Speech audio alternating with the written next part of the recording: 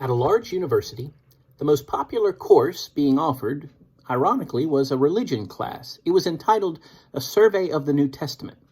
Now, this class was popular not because of its content, but because it contained no homework, no tests, no reading, and no papers, only a final exam.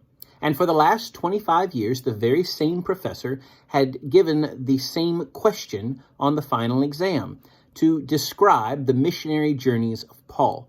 So it became a crit course, or an easy class that almost everyone wanted to take because of the lack of requirements and because everybody knew what was coming. Well, a particular young man, a football player, he wasn't considered to be the most intelligent, but he took the class and even had a tutor to help him prepare. So all semester long, the tutor was preparing him to learn and to be able to write out and write about the missionary journeys of Paul. Now, by the time the day of the final exam came, the player was ready. He knew everything there was about every journey Paul ever took. He knew about Philippi and about Thessalonica. He knew about Rome and Tyre. He knew about Timothy and Barnabas and Luke. He was ready. When the final exam was passed out, students all over the great assembly hall were stunned. There was a sense of shock, of awe, of disbelief, because for the very first time in the quarter of a century, the professor asked a different question. Instead of asking about Paul's missionary journeys, the question read like this: critique the Sermon on the Mount as preached by Jesus. One man, frustrated with this turn of events, got up, slammed his book down, and walked over to the professor and stared at him, threw his book on the professor's desk, and walked out of the room. One by one, each and every student got up and left. They had nothing to write. They were unprepared. All of those were empty. However, there was one student who was left in the class. It was the football player, and he was busy writing. The assistant in the class, he came back after an hour, and sure enough, the player was still writing. 2 hours later, he was still going at it. For a full 3 hours, he filled up that little blue book that they were supposed to record their answers in. That afternoon, the professor had 2 stacks of books on his desk. One was full of all of the empty books, all of those that had a large red F on the front.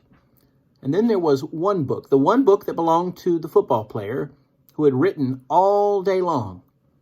On top of his, there was a big, bold A+. "What in the world did you write about?" one of his classmates asked him. The football player said, "Well, just read it." And on the very first page was the opening sentence. The player wrote this: "Who am I to criticize the Sermon on the Mount, let alone Jesus who preached it? Instead, let me tell you about the missionary journeys of Paul." You see, that player demonstrated wisdom.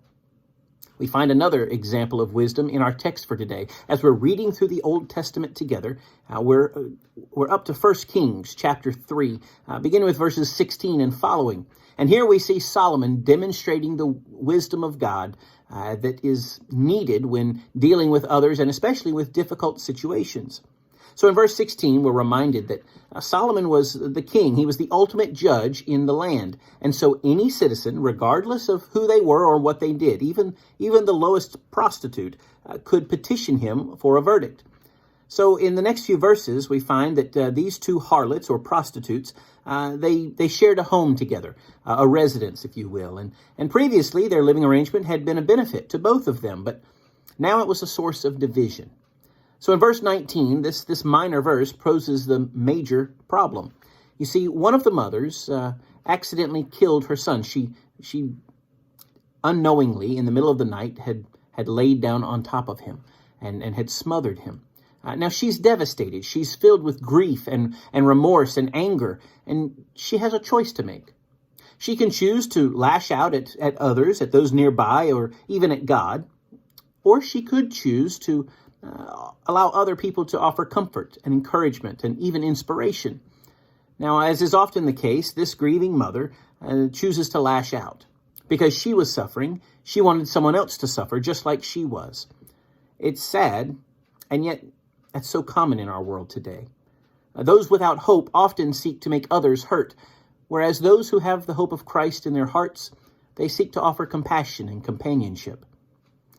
I know for Mandy and I, between our two children, Mandy experienced a miscarriage, and in that time of our grief and sorrow, as others became aware of it, we were so encouraged and even inspired by so many who were able to share with us their experiences, how they too had experienced that type of grief, that type of loss, of losing a child that you didn't really know, but you know it was still your child. And during those times, we were told, well, even though it seems hard and difficult right now, God has a plan, and something good will come from this. Well, that something good that came from that was our youngest son, Aaron, and he continues to be a blessing to our family even today. We wouldn't have had that blessing if we hadn't experienced that difficulty. Well, in the next few verses, 20 through 21, the grieving mother tries to trick the other mother. She takes her dead child and switches it with the living child. Now, she really is stealing that one mother's joy and replacing her own grief. She's trying to give her grief to someone else and stealing their joy in the process. But there's nothing like a mother's love, nor a mother's knowledge of her children.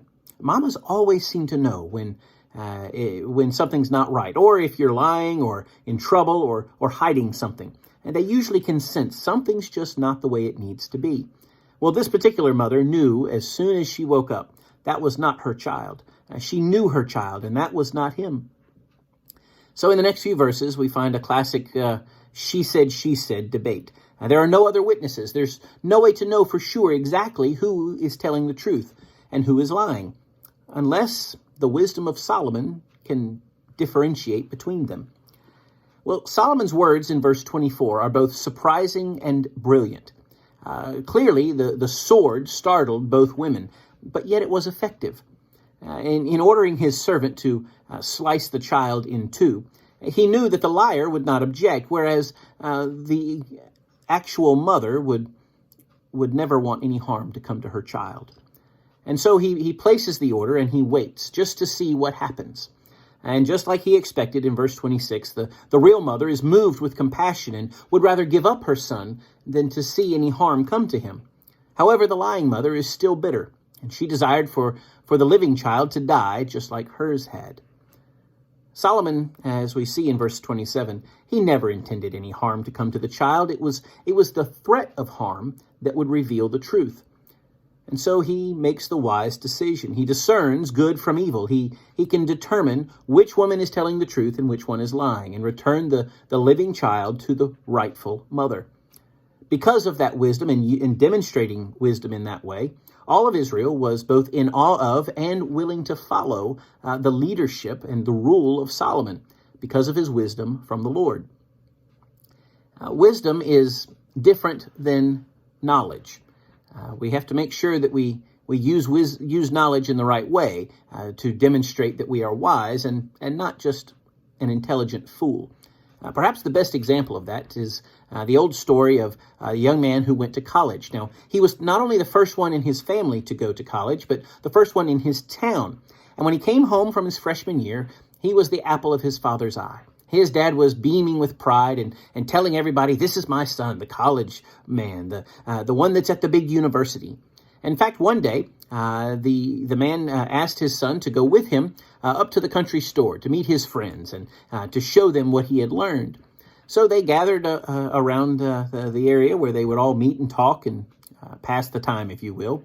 And the young man was there, presented himself, and they all said hello. He spoke back, and then the father said, "Okay, son, go ahead and say something." And he said, "Well, what do you want me to say, Dad?" He said, "I don't know. Just say whatever you need to. Speak college to him. Talk the way you do at school."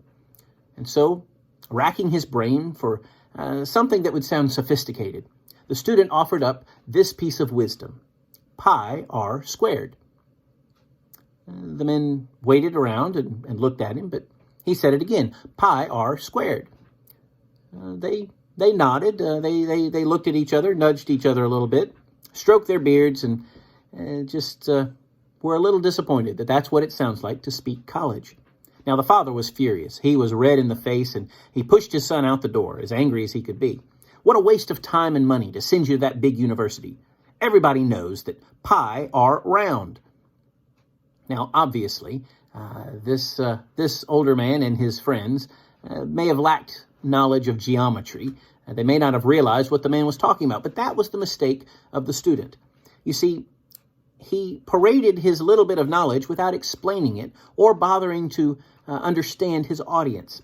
He had that little piece of knowledge, and he could have helped them to understand, but instead, he demonstrated he truly was a sophomore. And that word sophomore literally means a wise fool. For you and I, we want to be wise in the Lord. We want to demonstrate wisdom and to use our knowledge in a way that honors God, not in foolish ways. So let's strive to be more like Solomon, to use our knowledge to help others and not to appear as fools. As James reminds us, if any of you lacks wisdom, he should ask God, who gives generously to all without finding fault, and it will be given to you. So may we ask for wisdom. May we use it to help others, and may we give God the glory through it all.